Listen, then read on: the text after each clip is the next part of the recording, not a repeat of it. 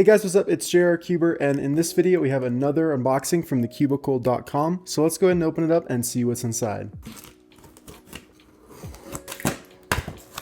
Alright, looks like we've got a few puzzles in here. This is the QiYi MS line. So this is a new line of budget puzzles from them. So it's basically a 2x2 through 5x5 and a Pyraminx. And this whole set, all of these puzzles, sells for about $46. So let's go ahead and check out all of these puzzles. Let's go ahead and start with the 2x2. So it comes in this nice plastic case, and then there's another layer of plastic around it. All right, and then just the puzzle. And it looks like there are not really any accessories, just a pamphlet. All right, so this is the QiYi MS 2x2. The first thing I'm noticing about it is that it's extremely light, but I guess we'll go ahead and see how this is.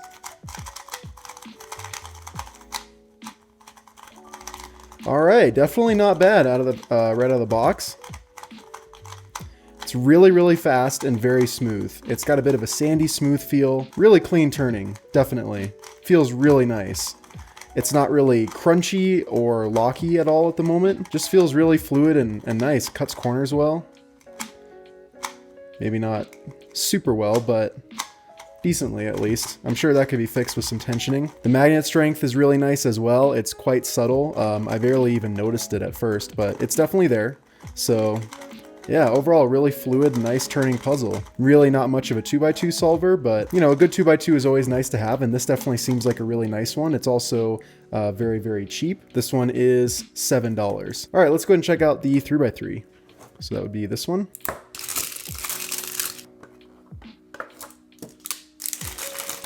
All right, once again, this definitely feels like a very light, airy puzzle. Definitely not a bad thing. It's also got a decent amount of lube on the outside, and honestly isn't really that sticky. Like, I'm wiping it off, but I can barely even feel it on my fingers. So anyways, let's go ahead and test this out.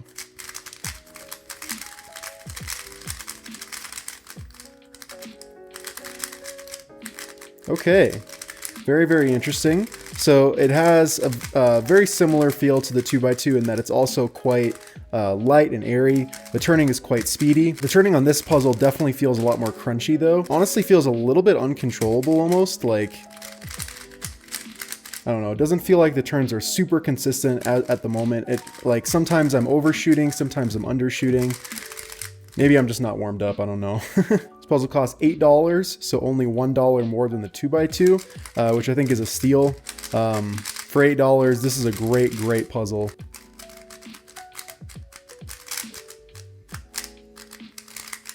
That was a pretty terrible solve, but you know, you get the idea. I think it'll need some breaking in, and I'll probably need to adjust the tensions a little bit. It feels a little tight right now.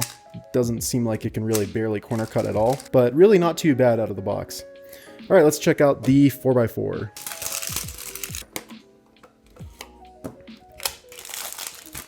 This one definitely feels a little heavier, but still covered in lube. Let's go ahead and see how this one turns. All right, so once again, very, very consistent with the other two puzzles so far. It's got a very light, airy feel. It's quite quick.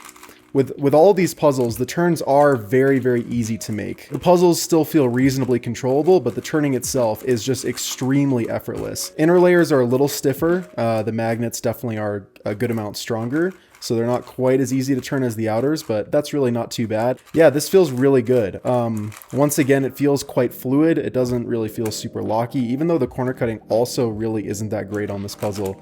It still feels all right. Honestly, it just feels like the springs might not be strong enough. Feels like the springs are quite weak, which is probably why it's turning so like quickly and smoothly, but there's not much corner cutting. I'm quite impressed with how this 4x4 is also performing out of the box. I think it has potential to be pretty good for like a mid-tier beginner 4x4. So this 4x4 costs $12. So really a great deal for a puzzle that already out of the box I can tell is going to be this, you know, pretty good. So awesome. All right, let's check out the 5x5.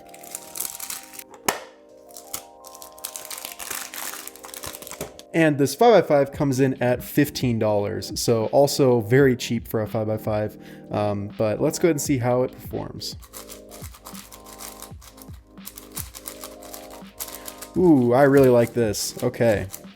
Yeah, I was excited for this 5x5 because with that smooth, crisp, sandy feel that I was getting with all the other puzzles, I figured that would also be on this 5x5. This one actually feels a little bit loose, like it feels kind of a little spongy, a little springy, not quite as fluid, and also the magnets feel decently strong. Maybe they could be a little stronger, but they feel fine.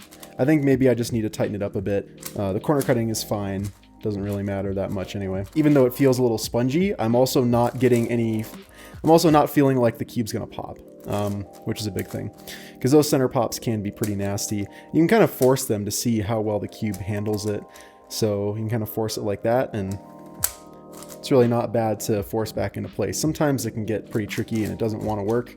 But that was pretty smooth, so I'm not too worried about it in general. But yeah, this is also a very, very fast puzzle. Just as with the other ones, the turns are extremely effortless. These are all straight out of the box too. This is some really, really incredible out of the box performance. If you are a beginner or even an intermediate that's just looking for an across the board refresh, this is going to be a really good option for you because all of these cubes are very much usable out of the box. The pre-lubricant isn't like super annoying and greasy and terrible, which is really surprising. Yeah, I'm very pleasantly surprised with how all of these puzzles are performing out of the box. You know, it's going to be a bit different when I start solving with them in terms of how they stack up to more expensive puzzles, but they're not really supposed to be better than those puzzles. But anyway, this 5x5 is also really awesome. So for $15, also a really great deal. So let's go ahead and check out the Pyraminx last. Of course, we've got to save the best for last. And of course, that is a joke. So this one does not have any plastic surrounding it. This Pyraminx has slightly more matted plastic than the other puzzles. All of them are quite smooth. They're very, very slightly matted, but like mostly very smooth. They're very easy to grip. This one is definitely much more of a matte feel, which I'm not a huge fan of, although I don't think it's going to be very difficult to grip this puzzle. Let's go ahead and do some turns. All right. So yeah, once again, even though this is a Pyraminx, a completely different puzzle, they've still retained that same feeling. It's a very light turn, and it's got that same kind of sandy, crisp type of turn. I'm sure that will kind of dissipate and go away with some break-in, but at least out of the box, they all feel consistent. Yeah, this feels really nice. I'm not a huge Pyraminx solver at all. I used to only do Pyraminx in competition, and now I don't even do it in competition, so I basically never do Pyraminx. So I don't have a lot to say in terms of what makes a Pyraminx really great for high-level speed solving, but this is a lot better than a lot of the other entry-level Pyraminxes I've tried over the years. So I don't really have a method for Pyraminx. I just kind of insert all the pieces and it just solves, you know, besides having to flip those last two sometimes. I don't know what that method's called, what I just did. You know, with my limited Pyraminx knowledge, this feels like it would be good for a good amount of Pyraminx solvers. Maybe not if you're super high level, but for beginners, intermediates, stuff like that. It's going to be a great puzzle. All of these puzzles are going to be great. So I'm going to go ahead and solve with all of them a little bit more, and then I'll be back and just give a quick overview on each puzzle. So I'll be back.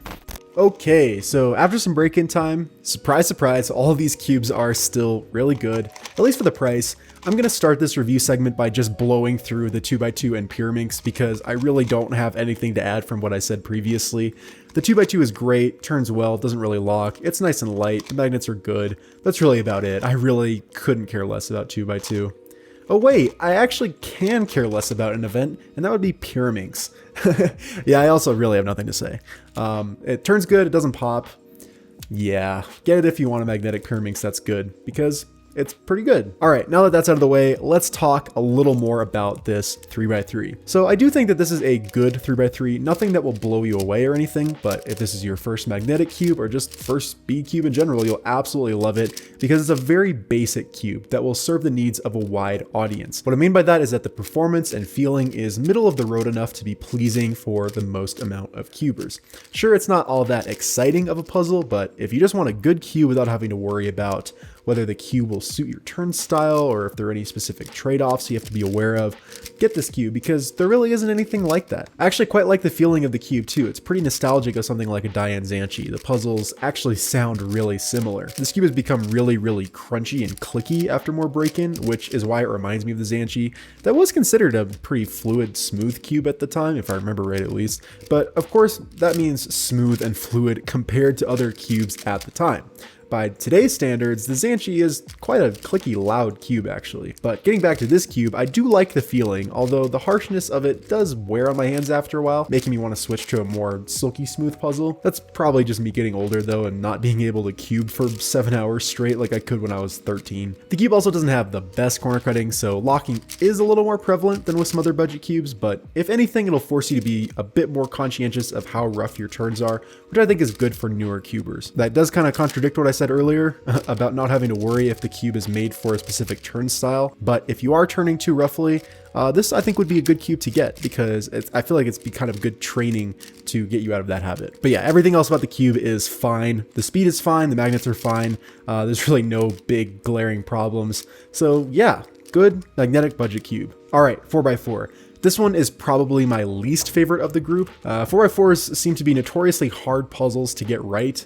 And while this puzzle doesn't get everything wrong, it's just not quite as good as the rest of the puzzles in this group.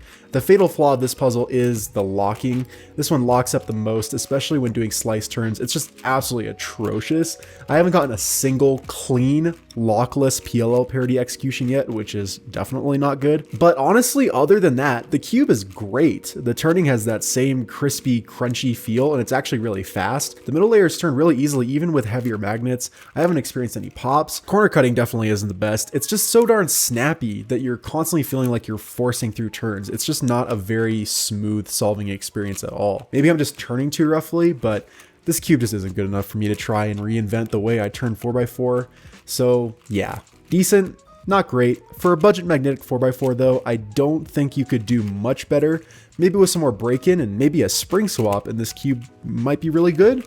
There's definitely potential. Everything else about the cube is great, except for the sucky corner cutting and locking, so who knows. To be frank, I just don't care enough to do a spring swap on a budget 4x4. But yeah, as with all of these puzzles, if you're a beginner or have old hardware, this will still get you pretty far. Okay, now for the 5x5. This one is awesome. This kind of just feels like a less refined Valk 5. The Valk 5 is definitely more stable and just overall feels more well put together, but this cube gets kind of close.